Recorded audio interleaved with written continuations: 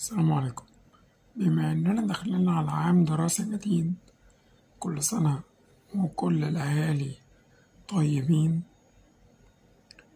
عايزة أوريكم الفرق بين زمان ودلوقتي في الطلبات.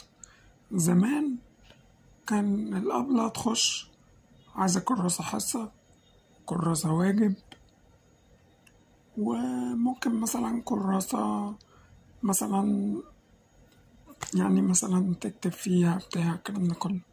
بس دلوقتي بقى في حاجة اسمها لانش بوكس.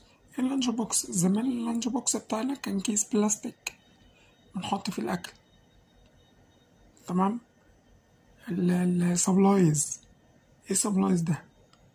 أنا حرفيا السبلايز ده من ساعة ما شفته كأنك بتعمل مكتبة للطفل.